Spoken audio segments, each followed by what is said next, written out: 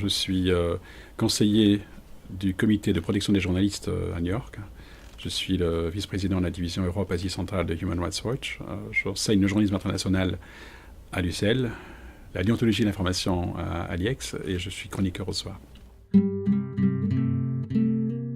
y a cette fameuse phrase d'un baron de presse britannique, Lord Northcliffe, qui dit « L'information, c'est ce que quelqu'un cherche à vous cacher. Tout le reste n'est que de la pub ». Et je pense qu'il y a cette dimension-là qui est importante dans le chaîne d'investigation. Il y a aussi une autre dimension qui est importante, c'est la volonté de travailler sur des dossiers qui sont extrêmement importants pour la société. Et c'est dans ce sens-là qu'on doit distinguer le journalisme d'investigation du journalisme purement de révélation ou qui pourrait s'intéresser à des questions, je dirais, superficielles ou frivoles. Je pense que dans la démarche du journalisme d'investigation, telle que le définissent en général d'ailleurs les grands journalistes d'investigation, ou historiquement les grands journalistes d'investigation, notamment aux États-Unis, c'est la volonté de jouer un rôle de contre-pouvoir par rapport à l'ensemble des pouvoirs, et donc de faire en sorte que le discours officiel soit décrypté, et qu'il faut aller derrière finalement le voile du pouvoir pour comprendre comment il fonctionne et ainsi révéler un certain nombre d'informations qui permettront aux citoyens d'exercer davantage le rôle de citoyen, c'est-à-dire activement connaître ce qui se passe et faire pression sur les pouvoirs d'État ou les autres pouvoirs, que ce soit les grandes entreprises ou d'autres institutions.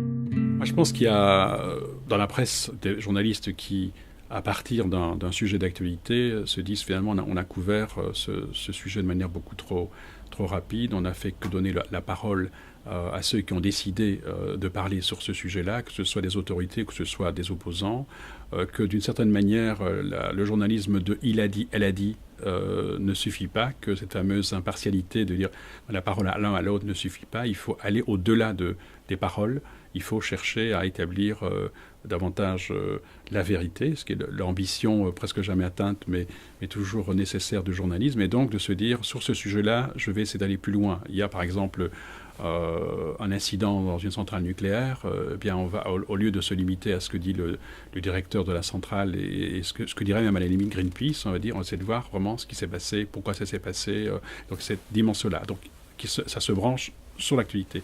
Il y a aussi des investigations qui se font à froid, si je veux dire, des gens qui décident, des journalistes qui décident qu'il y a des sujets qui ne sont pas traités suffisamment profondément dans les médias et qu'il faut s'attacher à construire une enquête indépendamment de l'actualité, mais parce qu'on estime que le sujet sur lequel on va enquêter est essentiel. C'est ce qui s'est passé à plusieurs reprises dans l'histoire du journalisme d'investigation. Ce sont des choix qui ont été faits, indépendamment de ce qui se passait réellement dans l'actualité. Et ces choix, par exemple, je me souviens d'une grande enquête sur une chaîne de supermarchés aux États-Unis, où finalement la décision a été prise par une chaîne de télévision de se dire il y a des accusations qui traînent depuis des années sur cette chaîne de grands magasins, on va essayer de voir si les accusations qui circulent sont réelles, et on met alors une équipe sur cette enquête-là. C'était tout à fait indépendamment de l'actualité. Je pense qu'il y a ce genre de choses.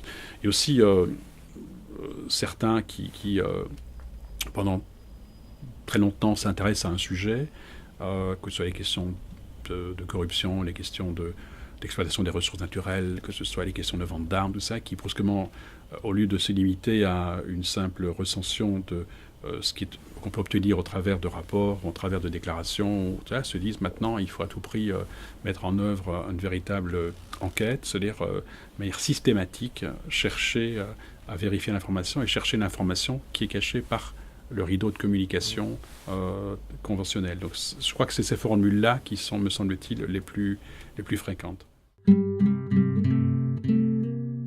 Mais d'abord, je pense qu'il y a un grand travail de documentation. Je pense que, comme le disait l'un des plus célèbres journalistes d'investigation des États-Unis, Ive Stone, il disait que 95% des secrets sont publics. C'est-à-dire que les secrets sont contenus quelque part dans des documents publics. Et que donc le premier travail d'un journaliste d'investigation, c'est de faire le point de ce qui est disponible sans devoir passer par des méthodes clandestines ou des subterfuges. Et donc de faire en sorte que l'on puisse disposer de cette masse d'informations, de savoir aussi de mettre en place un système de traitement de cette masse d'informations. Et maintenant, ça devient un véritable problème, évidemment, en vertu de l'ouverture extraordinaire qu'offre Internet et toutes les autres technologies de l'information et de la communication. Mais c'est d'abord le premier travail. C'est vraiment étudier de manière documentaire tout ce qui était écrit et tout ce qui est disponible sur les sujets sur lesquels on va enquêter. Et ensuite, construction d'une certaine hypothèse. On ne peut pas avancer, je pense, dans l'investigation sans quelque part formuler déjà une hypothèse sur ce qu'on cherche et ce qu'on pourrait trouver. Je crois que c'est fondamental. Ce qu'on cherche, évidemment, c'est à révéler quelque chose qui serait en violation d'un certain nombre de règles, de droits humains ou de réglementations qui touchent à l'environnement ou d'exploitation sociale ou pas. Donc il y a tout ça qui entre en ligne de compte. Alors, il y a le travail sur les sources qui est fondamental, en ayant soin évidemment à la fois de trouver le maximum de sources, d'établir leur crédibilité. Ça, c'est un des moments les plus difficiles, savoir celui qui me parle est-il crédible ou a-t-il un intérêt particulier dans la dénonciation qu'il me présente.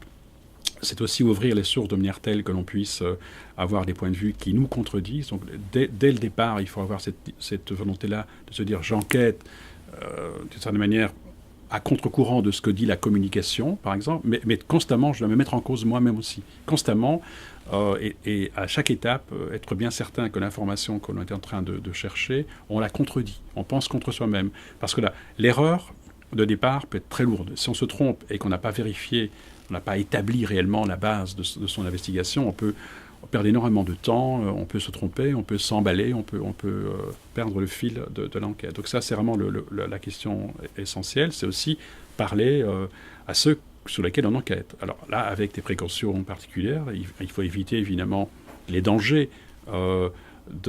d'apparaître comme quelqu'un qui enquête sur des sujets qui sont des sujets extrêmement délicats, très souvent, que ce soit dans les organisations criminelles ou des organisations d'exploitation des ressources, par exemple, ou des groupes qui traficotent. C'est extrêmement dangereux. Donc, à partir de quand est-ce qu'on aborde les gens sur lesquels on enquête réellement, qui détiennent le pouvoir sur le sujet d'enquête. Et ça, c'est une question évidemment extrêmement difficile. Combien de journalistes dans le monde n'ont pas été assassinés parce qu'ils enquêtaient sur des groupes ou des personnes et qu'on les a assassinés pour qu'ils arrêtent avant qu'ils ne publient.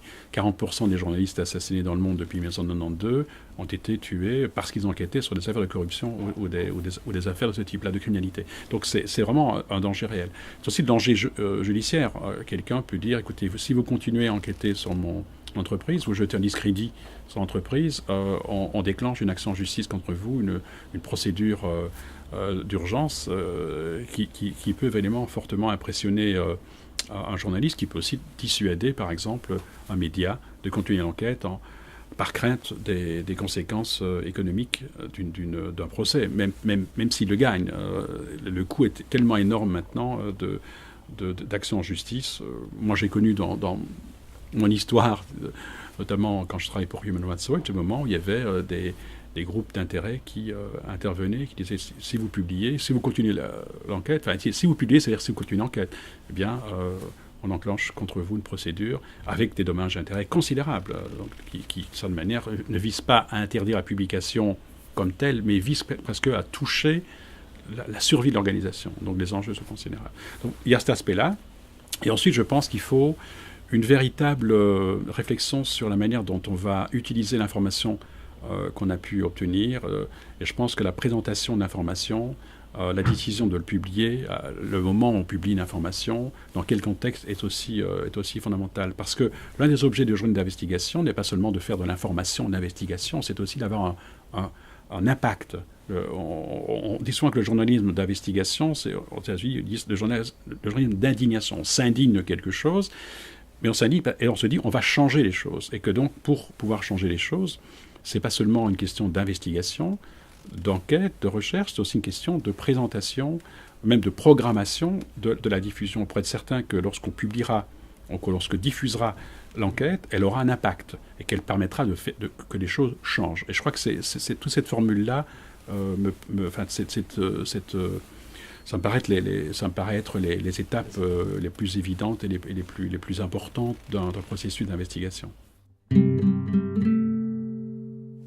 Pas toujours. Je pense que quand on s'engage dans cette formule de jeune d'investigation, on ne doit pas se dire que finalement on va investir énormément de temps, d'énergie, prendre des risques, et que dans le fond on aura peut-être un superbe produit journalistique, mais qu'on n'aura pas réussi à faire changer les choses, celles qu'on pensait au départ. Cela dit, il y a aussi d'extraordinaires changements qui ont été apportés grâce à des enquêtes d'investigation. Je prends l'exemple de Upton Sinclair, qui a fait une enquête sur les abattoirs à Chicago, et qui a, par son livre de Jungle, La Jungle, il a réussi à provoquer un changement considérable dans les législations, à la fois sur l'hygiène animale, mais aussi sur le respect des normes minimales de sécurité pour les ouvriers de cette industrie.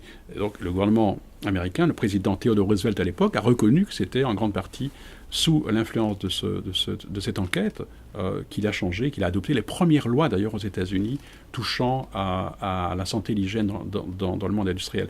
C'est un exemple, mais aussi l'exemple plus récent, le Washington Post a gagné un prix Pulitzer en 2008, après avoir fait une enquête extrêmement dérangeante sur les conditions infâmes dans lesquelles les soldats blessés d'Irak et d'Afghanistan étaient accueillis dans le principal centre le principal centre médical américain de Walter Reed à Washington, et leur enquête qui était absolument extrêmement bien construite, bien faite, a provoqué des changements radicaux dans la manière dont les blessés ont été accueillis. Donc ça a changé concrètement la vie des gens. Moi, je pense qu'il y a beaucoup d'exemples de réussite. Il n'est nulle part facile de mener un travail d'investigation contre la corruption si la corruption dont on parle touche des intérêts qui pourraient avoir des réactions extrêmement violentes. Il y a des journalistes qui peuvent couvrir des formes de corruption qui, dans le fond, vont être embarrassantes pour une personne, mais pas nécessairement amener cette personne à prendre des mesures de rétorsion violente, par exemple. Mais c'est vrai que si l'on touche un certain nombre de pouvoirs, où qu'on soit, dès qu'on touche le nerf du pouvoir, et d'un pouvoir surtout qui est sur les bords de la criminalité, on prend des risques. Et je pense que au Congo, comme ailleurs, c'est un risque qu'il faut extrêmement bien apprécier, non pas pour ne pas le prendre, mais pour faire en sorte que lorsqu'on s'engage dans des enquêtes d'investigation qui touchent à la criminalité ou qui touchent à la grande corruption, je pense que là, il est fondamental que les journalistes sachent qu'ils entrent dans des eaux extrêmement dangereuses et qu'il faut prendre toutes les mesures nécessaires individuellement au sein du média, mais aussi comme une profession, en tant que profession, prendre des mesures qui permettent de faire un travail sans que les conséquences immédiates de ce travail soient le harcèlement, au mieux l'assassinat, au pire. En Colombie, par exemple, lorsque les journalistes travaillent sur le trafic de drogue, il y a un moment, ils ont tous décidé des mesures communes pour pouvoir se protéger, notamment, par exemple, d'enquêter ensemble sur un sujet et de publier ce sujet dans l'ensemble des publications sans que l'on cite le nom. C'était des petites mesures. Évidemment, on peut toujours trouver les noms des gens qui ont collaboré, mais au moins ça protège en partie les journalistes. Je pense que les journalistes d'investigation sur les questions de criminalité, les questions de grande corruption, est tellement important qu'il faut parfois apprendre à travailler ensemble et pas nécessairement chercher à être seul avec sa signature ou son visage à l'antenne, parce que le risque peut être tellement grand qu'il vaut mieux pour la société et pour le journalisme en tant que tel faire en sorte qu'on puisse arriver à sortir l'information sans que l'on puisse nécessairement guider ceux qui sont touchés par cette information, donc les groupes criminels, les groupes mafieux, guider vers une ou deux personnes. Il faut, je crois, que la profession, sur ces sujets-là, apprenne à travailler davantage ensemble. Alors je pense que s'il n'y a pas l'argent au niveau des médias en tant que tels, je pense qu'il y a par contre des fondations ou des organisations qui, au niveau international, s'engagent à financer des reportages au long cours ou des enquêtes d'investigation parce qu'elles estiment que sur certains sujets, dans certains pays, la presse internationale n'est pas présente en tout cas sous les formes nécessaires pour l'investigation. Or, ces sujets-là, que touche l'investigation dans des pays, notamment en Afrique centrale, sont des sujets non pas africains, c'est des sujets très souvent des sujets globaux. L'exploitation des ressources qui alimentent les guerres, les conflits qui provoquent des mouvements migratoires. On ne peut pas expliquer Lampedusa sans s'interroger sur ce qui se passe dans l'exploitation économique de certains pays africains. Donc je pense qu'il y a une raison pour des fondations de se dire qu'il serait extrêmement important de financer des investigations en Afrique avec des journalistes africains Si possible, c'est d'ailleurs en connexion avec d'autres journalistes placés ailleurs, parce que de plus en plus, ces dossiers sont globaux, sont multinationaux. Si on travaille sur l'Afrique, les mines, par exemple, moi je travaille davantage sur l'Amérique latine, je continue le sujet de l'Amérique latine, mais les mines du Guatemala, j'imagine que c'est la même chose, les mines au Congo, eh bien, ceux qui les possèdent sont au Canada, sont à Taïwan, sont en Chine, et que donc il y a une dimension globale qui est extrêmement importante, et que je dirais d'une certaine manière que si les journalistes des pays plus privilégiés, où il y a une force de frappe journalistique plus importante, veulent réellement faire leur métier, ils ont de plus en plus besoin, dans la société globalisée dans laquelle on est, de confrères et consoeurs dans les pays, sur le terrain, avec qui ils puissent travailler. Et l'une des conditions de ce travail, c'est de partager le même langage journalistique. C'est un langage universel. On sait qu'en Afrique, il y a d'excellents journalistes. C'est une question de formation à ce moment-là, de formation et de financement de projets d'investigation. Moi, je crois beaucoup à ces formules-là. Parce qu'on l'a fait en Amérique latine dans les années 80 sur la drogue, on a bien vu que la coopération entre les journalistes nord-américains et mexicains, par exemple, sur la frontière, a changé considérablement la manière dont un sujet qui était trop localisé, soit américanisé, enfin états-unisé, soit mexicanisé, n'avait aucun sens. Il fallait à tout prix voir qu'il y avait une imbrication telle entre les trafics qu'il était nécessaire que les journalistes soient ce qu'ils doivent être, c'est refléter la réalité telle qu'elle est. Or, pour refléter la réalité telle qu'elle est, il faut refléter une réalité qui n'est pas globale, mais qui est, comme on dit, locale, c'est-à-dire qu'il y a une dimension globale, une dimension locale. Je pense que l'Afrique centrale se prête très très bien à ce genre de choses, parce que les enjeux de pas mal de faits ou d'événements qui se déroulent en Amérique centrale en Afrique centrale ne sont pas localisés. Ce sont des dossiers qui touchent l'ensemble du monde.